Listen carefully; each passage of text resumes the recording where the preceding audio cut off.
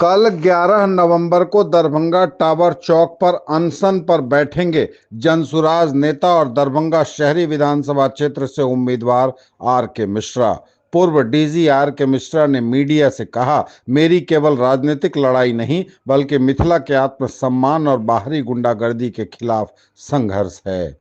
Jan Suraaj party के नेता और दरभंगा विधानसभा सीट से उम्मीदवार पूर्व डीजी आर के मिश्रा ने पार्टी कार्यालय में पत्रकारों को संबोधित करते हुए सोमवार को कहा कि प्रशासन निष्क्रिय है और इस पर उन्होंने कड़ा आक्रोश व्यक्त किया।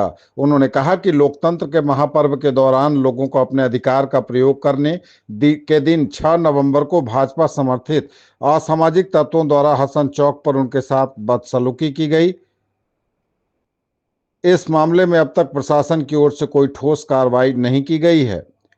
इस घटना की शिकायत नगर थाना में दर्ज कराई थी, लेकिन पुलिस प्रशासन अभी तक दोषियों के विरुद्ध कोई निर्णायक कदम नहीं उठा सका है। उन्होंने कहा कि केवल एक राजनीतिक लड़ाई नहीं बल्कि मिथिला के आत्मसम्मान और बाहरी गुंडागर्दी के खिलाफ यह संघर्ष है। हम अन्याय के खिलाफ झुकने वाले नहीं हैं।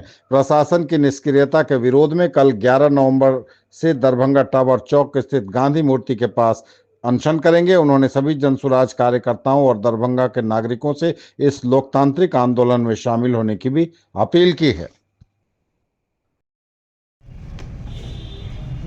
पिछले दिनों हमने एक प्रेस कॉन्फ्रेंस किया था 4 तारीख को, चुनाव के ठीक पहले, और मैंने 1 नवंबर में जो मेरे साथ दुर्व्यवहार हुआ था उसकी चर्चा मैंने की थी। 6 नवंबर को चुनाव के दिन बीजेपी के गुंडे कर लीजिए या विधायक जी के गुंडे कर लीजिए, उन्होंने फिर मेरे साथ शिवाजी नगर में बूथ नंबर 214-215 के पास बदतमीजी करने का प्रयास किया। उस बदतमीजी के कारण हमने एक थाने में एफआईआर दर्ज किया। थानेदार ने इसको एसपी के कहने से, जब हंगामा हो रहा था वहाँ शिवाजी नगर में अमरनाथ गामी के घर के आसपास, फिर घर के सामने, तो बुलाया था। तो प्राथमिकी दर्ज करने, एफआईआर दर्ज करने के 2 तरीके होते हैं। एक तरीका है, यदि थाना का अफसर घटनास्थल पहुँचता है, जिसके साथ घटना घटती है, उसके फर्द बयान के आधार पर एफआईआर थाना में दर्ज किया जाता है। दूसरा है, व्यक्ति सीधा थाना पहुंचता है और थाने पे लिखित में आवेदन देता है जिस पर एफआईआर होता है। तो मेरे साथ जब दुर्व्यवहार की बात हुई और मैंने एसपी को फ़ोन किया, एसपी ने थानेदार को भेजा, मैं थानेदार को एक अभियुक्त को पकड़ के भी दिया, उसे भगा दिया, उसे पकड़ा नहीं और कहा एफआईआर करना होगा तो आपको थाने पे जाके करना पड़ेगा। थानेदार की ये गुंडागर्दी जब मेरे साथ है, आम जनता के साथ क्या व्यवहार होता होगा,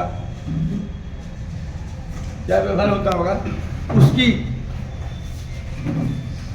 बात को सोच के मुझे खराब लग रहा है।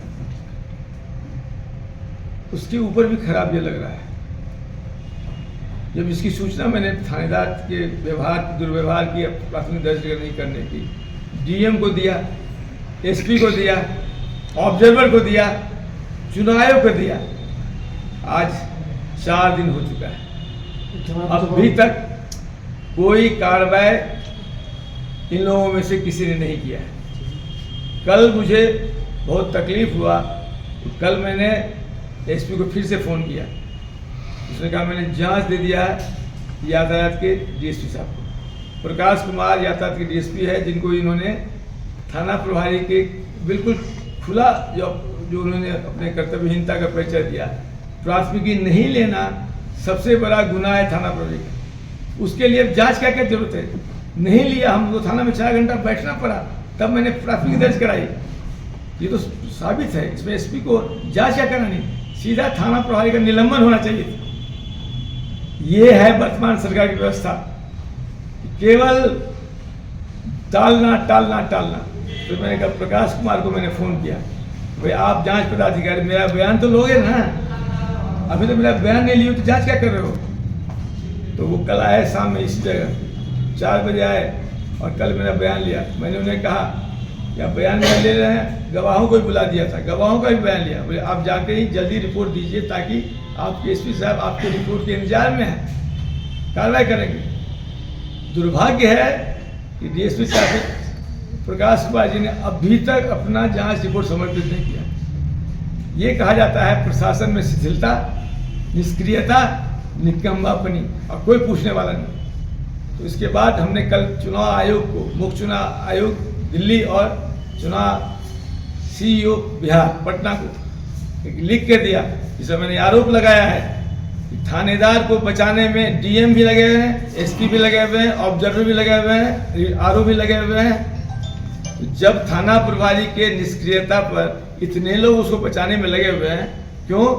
सभी लोग वर्तमान विधायक संजय सरावगी के चट्टे बट्टे बने हुए हैं, उनके मंत्री हैं, उनके आदेश पे अपना काम कर रहे हैं। सारा चीज ये आरोप मेरा है कि डीएम हो, एसपी हो, ऑब्जर्वर हो, आरओ हो, आरओ नगर आयुक्त हैं, नगर निगम के नगर आयुक्त हैं, जिनकी पदस्थापना किसने कराई आप सबको विदित है।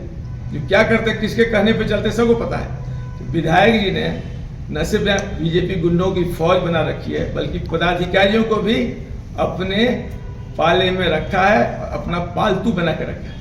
तभी एक थाना प्रभारी जिसके विरुद्ध हमें तमाम शिकायतें मिली हैं, श्री अरविंद कुमार इंस्पेक्टर नगर थाना जो थाना अध्यक्ष हैं, उनके खिलाफ मुझे लोगों से इतनी शिकायतें मिली हैं, इतना इन्होंने लोगों को दुहा है, इतना घुसखोरी किया है, इतना भ्रष्टाचार किया है, इस्कॉन के लोगों के साथ बदतमीजी हुई, गिरफ्तारी नहीं करें, निष्क्रियता की परम सीमा है। और नगर थाना इस शहर का महत्वपूर्ण थाना है, उस जगह ऐसे काहिल, निकम्मा, भ्रष्ट एंड अज्ञानी इंस्पेक्टरों को रख के हम नहीं जानते हैं कौन सा संदेश डीएम और एसपी शहर को देना चाहते हैं। तो हमने कल चुनाव आयोग से अनुरोध किया है कि ये सारे लोग पक्षपातपूर्ण ढंग से वर्तमान विधायक के चट्टे बट्टे हैं, इनको बिना हटाए काउंटिंग कराना, काउंटिंग के साथ निष्पक्षता नहीं होगी। इसलिए मैंने मांग किया है कि डीएम को, एसपी को, जो ऑब्जर्वर है, ऑब्जर्वर को मैंने फ़ोन किया, बाद में ऑब्जर्वर ने फ़ोन उठाना बंद कर दिया। एक बार फ़ोन उठाया नहीं किया, इसका मतलब जो ऑब्जर्वर बाहर से आया, सुना गुजरात का कोई आया है ऑब्जर्वर यहाँ, तो जो ऑब्जर्वर गुजरात का वो भी मिला हुआ है। धिक्कार है चुनाव आयोग को, कोई कार्रवाई नहीं कर रहे थे। इसलिए मांग किया कि इनको हटाए बगैर काउंटिंग कराएगा तो हम काउंटिंग के निष्पक्षता पर हमारा सवाल होगा। और आज का पीसी इसी माध्यम से कि हमने जो चुनाव आयोग को लिखा है, DM, SP, observer, returning officer और नगर थाना, ये 5 लोगों का अविलंब ट्रांसफर किया जाए। डीजी विनय जी से मेरी बात हुई, विनय जी ने मुझे ये कहा, सर आप जो बात कर रहे हैं बिल्कुल सही है, थानेदार ने बहुत बड़ी गलती की, उसको वहीं पर फर्ज बयान लेना था, हम उस पर कार्रवाई कर रहे हैं। लेकिन अभी तक 24 घंटे हो गए, डीजी साहब ने मुंह से कह दिया, अभी तक कार्रवाई नहीं किया। मैं आपके माध्यम से डीजी साहब से, आपके माध्यम से मुख्य सचिव से, आपके माध्यम से सीईओ से, आपके माध्यम से अन्य तमाम बड़े प्रयास से अनुरोध करना चाहेंगे, यदि थानेदार की इतनी बड़ी गलती है, उसको बचा के आप क्या साबित करना चाहते हैं? इसके इतर थाना प्रभारी द्वारा मुझे दबाव डालने के लिए सीनियर ऑफिसर से, सीनियर पॉलिटिशियन से पैरवी किया जा रहा है। और जब पैरवी आता, मैं उनको प्रस्तुत से मैं गाली दे रहा हूँ कि आपको और कुछ मिला नहीं, आप पैरवी करने के लिए आए, इसी के लिए पैरवी करने आए।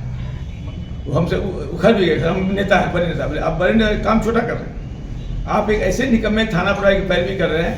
तो मेरा वोटर है, बोले आपको वोटर हो सकता है, लेकिन वो निकम्मा है तो निकम्मा है, उससे सेवा से मुक्त होना चाहिए। ऐसे इंस्पेक्टर को पुलिस विभाग बनाने का कोई हक नहीं, ये माध्यम दे रहे हैं। दूसरी बात, कल सुबह 8 बजे से दरभंगा टावर में गांधी मूर्ति के सामने 12 घंटे का अनशन मेरे द्वारा किया जाएगा। मैं अकेला अनशन में बैठूंगा, यदि मेरे साथी को साथ देना चाहेंगे आए। आपके माध्यम से दरभंगा के तमाम लोगों से अनुरोध करना चाहेंगे, यदि आप इस थाना प्रभारी के कारगुजारियों से, पुलिस व्यवस्था से परेशान हैं, तो आप 5 मिनट भी आके मेरे साथ गांधी मूर्ति के सामने बैठिए, ताकि पता चले, पूरे देश को पता चले, पूरी सरकार को पता चले, आरके मिश्रा ही प्रताड़ित नहीं है, इस दरभंगा के बहुत से निवासी इस थाना प्रभारी के कर्तव्यों से पुलिस की हिटलरशाही से प्रताड़ित हैं और इसीलिए सारी ये दूसरी सूचना देनी थी। और बाकी हम आपको अगली पीसी जब करेंगे तो हम अनुरोध करेंगे कि जो दरभंगा के विकास की बात मैंने की है उसको लेके हम लोग प्रायः सप्ताह में कम से कम एक बार आप लोग से वार्तालाप। सर चुनाव का समय है, इस समय आपको इजाजत मिलेगा वहाँ पर बैठने का, अनशन करने का?